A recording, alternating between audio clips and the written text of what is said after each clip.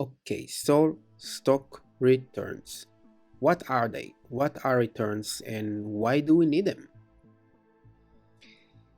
Essentially, returns are just profits. So let's say that we're looking at a normal stock graph. And what we see is a time series of prices that changes over time. And while this information is valuable, it doesn't tell us anything about the performance of the stock. So we can see that it goes up or goes down, but we want to know how much up or how much down a stock goes. So if one want to compare stock A and stock B and he want to ask which perform better, he must look at the returns of the stock. So you can say stock A had 2% over the last year and stock B have 6% over the last year. So obviously stock B is performing better. So comparability is something that we can get out of returns that we cannot get just by looking at prices. The other thing that returns give us is a mathematical term that is called stationary.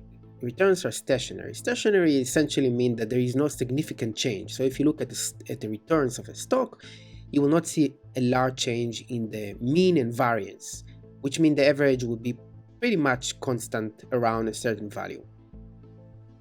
So assuming that this is daily stock returns here, let's say we're looking at daily stock returns and we have these prices here, 380, 400, and 390. So let's calculate the returns for these values. So let's say we want to calculate the returns between 400 and 380, or actually between 380 to 400. So if we are asking what are the returns at this point of 400 at this particular day, assuming we're looking of course at daily stock data, daily stock prices, what is the change between 380 and 400 in percentage, right? This is actually what returns are. What is the change between 380 to 400? So that's equal to 400 minus 380, right? That's the change, divided 380 divided by 380, right? Because we want to ask what is the change compared to the first value. And of course, we multiply by 100 because we want the result in percentage. So that would be 20, right? Because stock went up by 20, divided by 380. So what's the relative part between 20 to 380? So if we calculate this, we get here 100 divided by 19, which is approximately 5.2%. 5.2%, that's the change at this particular point compared with the previous day.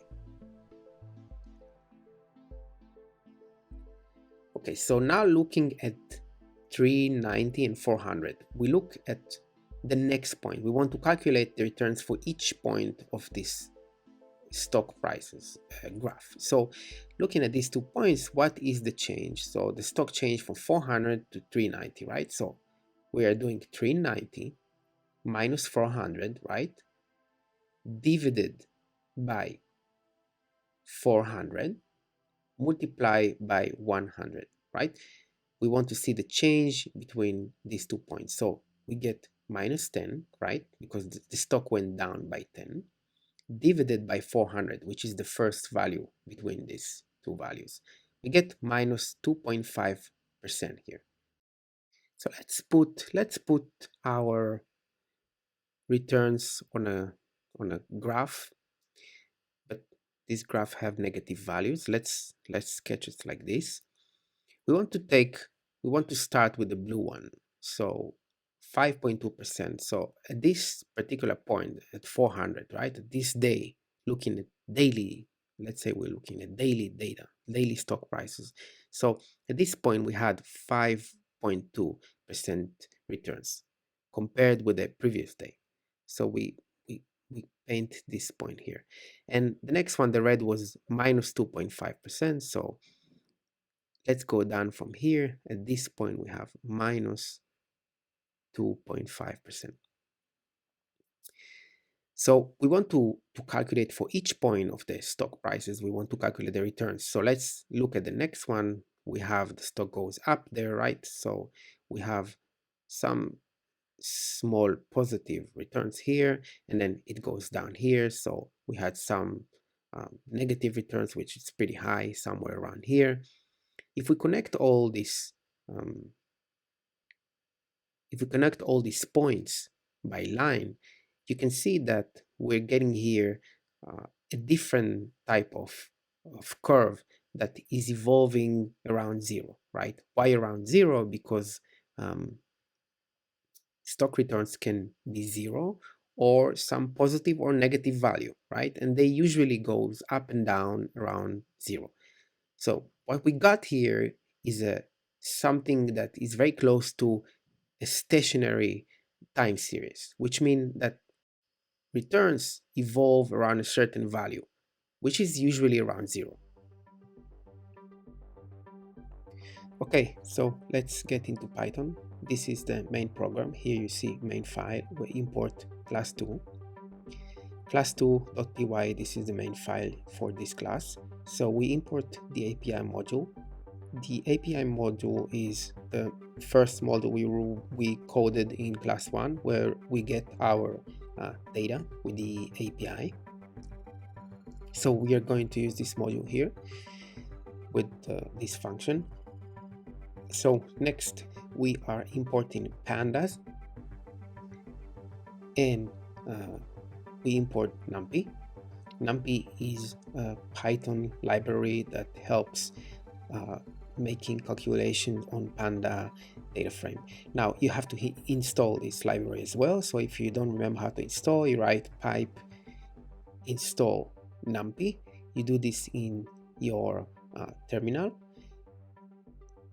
Next up, we import the datetime and matplotlib, which is a library that allows us to plot things so we can see it visually. You have to import this one as well.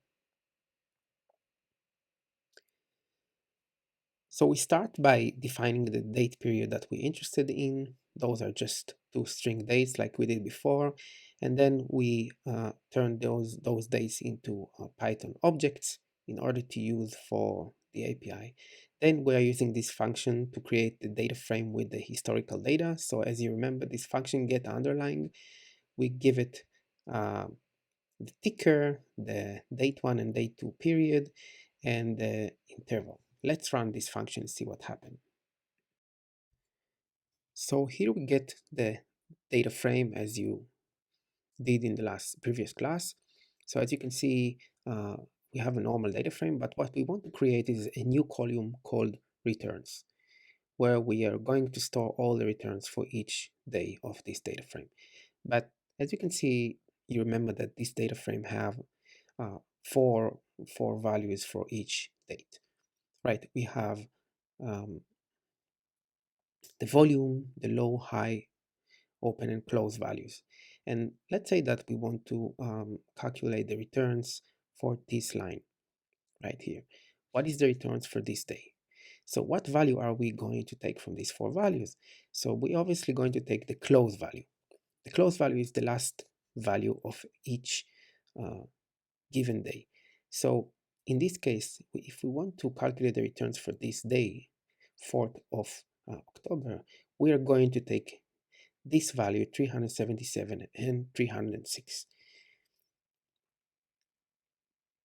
If we wanted to calculate the returns for this day, for example, the 7th of October, we are going to use the close prices 362 and 373. So let's go ahead and see how we can do it using Python.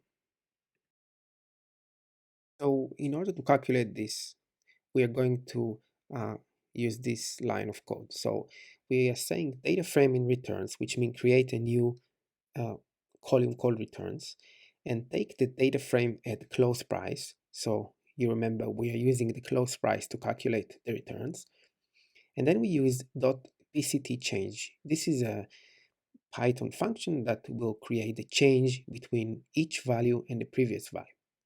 So for example, here we are calculating the change between these two values on the close column. Of course, we multiply by 100 to get the result in percent. So let's run this and see what happens. And as you can see, we got our returns. And if you look carefully, there is none value here. What does it mean? None value mean there is no value. So for example, in this date, 4th of October, when we wanted to calculate the returns for this date, we took these two values. So the current value of this day and the previous value. But when we wanted to calculate the returns for this line, for the 3rd of October, we didn't have previous value because this is the first day of this data frame. So for this reason, the function will create none here, which is a value that we are going to ignore later in our calculations. So let's look at this value, 3.09. Let's see how we calculated this value and if it's actually right. So let's write the formula that we just learned before. Returns equal, so on the 4th of October, the price was 377.97, right? Minus the previous value, which was 366.61, right? And divided by the previous number, which was 366.61. We will multiply this by 100 to get the result in percentage. And if you calculate this, you will see that the result is 3.09%, which is the result that we get here with using our function. So as you remember, we imported before the library called matplotlib, which allows us to visualize things. So let's try to visualize the results of this data frame. So we start by plotting the close prices. So here you can see the x-axis that we provide to this library is the x-axis we want to plot, which in our case is the data frame index, which is all the numbers between 0 to 238. Next, we give it the close prices, which is the y-axis. So if we run this program, you can see here that it plot the stock prices and it just looks like a normal stock price. Okay, so let's now try to plot the returns. We plotted the close prices, now let's plot the returns column. So if we run this, here it is, we get the returns. So you remember it looks like the theory board that we learned in the beginning of the class. Most of the returns are always somewhere around 0, plus minus. Some of them are very high, but always revolving around 0. Now, if we zoom in to some part of these returns, you can see here that sometimes we have multiple positive returns, one after another. We are looking here on a daily returns. And here you have multiple, or two in this case, negative returns before we have another one which is positive. So as you can see, we can gain many insights about the returns. So let's get back to the theory board and see what else we can learn from this. Okay, so let's see what insights we can get from a typical returns graph. So let's sketch here a normal returns. As you see before, we have values that always revolving around 0, and the returns not always change the sign from positive to negative. We have some days like here, you see 1, 2, 3, 4, 5 consecutive days with negative returns, and here we have 1, 2, 3 negative returns in a row before we have another positive one. Here we have 1, 2, 3 positive return and another 3 here positive returns in a row, and here another 3 or 4 positive returns in a row. So one might ask, what is the probability of having 3 or more consecutive days with negative returns? So we're looking for all the events, or how many times in the past we could see that we had 3 or more consecutive uh, days with negative returns. So let's look at the average of this uh, graph. You can see that the blue line, the average is somewhere here around 0. The average is always around 0 by definition. The average returns, because returns by definition are revolving around 0. So the average equals the sum of the returns, like any average calculation, the sum of the returns divided by the amounts of the return, or the length of the data points. So divided by the number of returns that we have here, and the average will always be some number around 0 by definition. But in this case, the average does not provide any meaningful insight, because the average will always be somewhere around 0. But what if somebody asks you, what is the probability of the returns to be higher than 1% or 2%? Or what is the range of the returns? How much the stock can move up or down? So as you can see, the yellow lines here, we're sketching here the average, the positive and the negative average, and the range is somewhere around that. So how do we calculate the range of the returns? Somebody want to ask how much the returns could move up or down in general.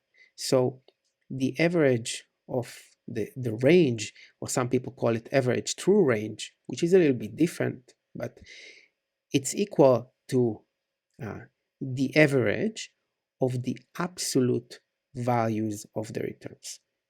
The absolute values of the returns. What does it mean? It means that we take each return value and we take the absolute value of it, which means all the negative values will be positive.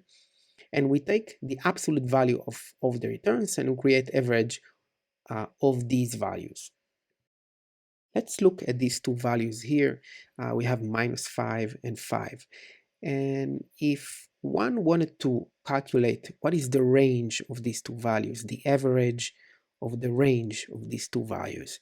So the average of the range of these two values, the range of the returns in this case will be 5 plus the absolute value of -5, right? Divided by 2. We took the absolute values of the returns. So we're going to get 5 plus 5 divided by 2, which is 5. So if we wanted to calculate the normal average of these 2 points, the normal average will be 5 minus 5, right? So 5 minus 5 divided by 2. We have 2 points here, so we get 0.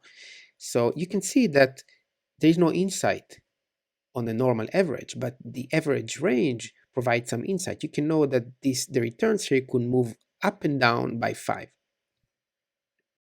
So we can learn from this example that the range is 5, looking at these two data points. But there is another term that's called volatility. Volatility is a more serious term that we are going to learn in the next class, that is telling you how much really you can expect a stock to move up or down. So let's get into code and try these things. Okay, so let's see how we can find all the events where we had 3 consecutive negative returns. So 3 days in a row with negative returns. So we're looking to find what is the probability, or how often does this happen. So let's start by defining n. N is the number of events. In this case, we're looking for three consecutive negative returns, and then we define the total number of possibilities, like how many times it could happen.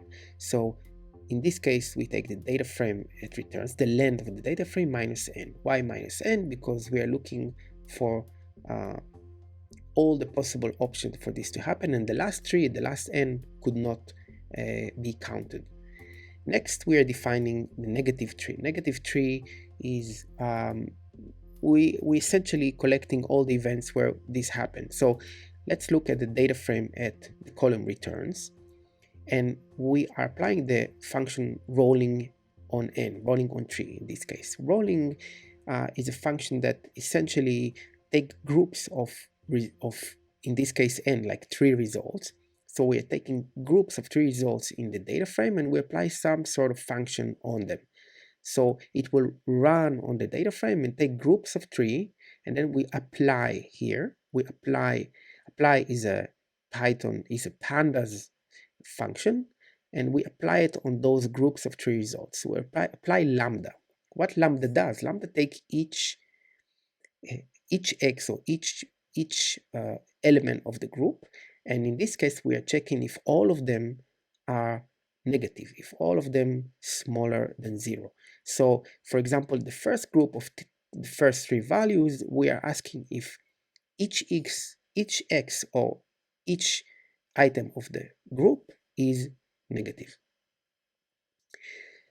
In this way, we are actually running over all data frame and searching for groups of 3 negative results. And then fill and a false, you can ignore it, but essentially we're telling it to ignore none results, and sum, because we want to summarize it. We want to find the sum of the this event, like how many times it happened.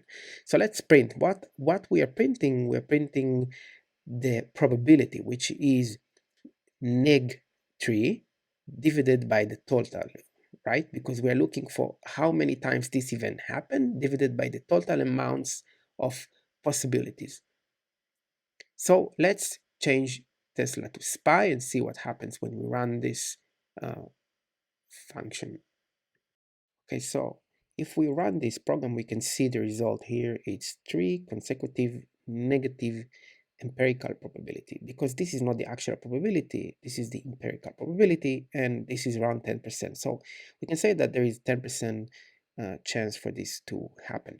Let's try run the same thing, but with a different stock, with Tesla, which is a bit more volatile stock. And if we run this, we can see that now we get around 14%, which is a bit higher, and it's somewhat expected because this is a much more volatile stock.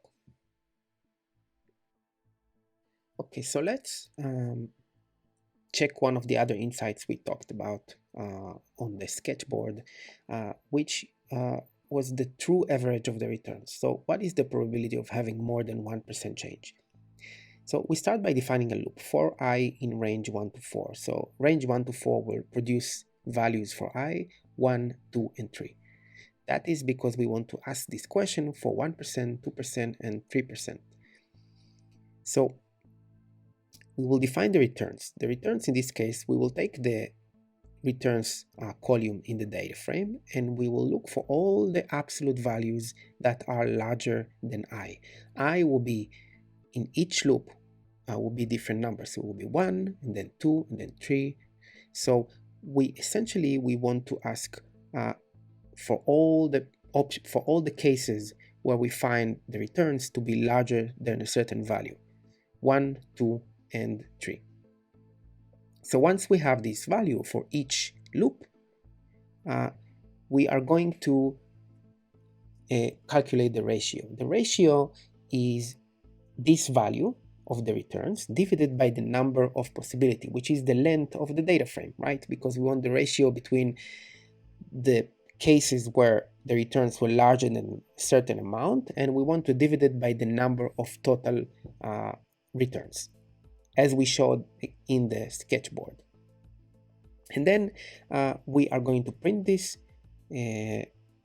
ratio and the probability of moving more than I, right? Because for each loop, I will be different. So probability of moving more than 1, 2, 3, etc. And we print the ratio where we round the result, because the ratio have many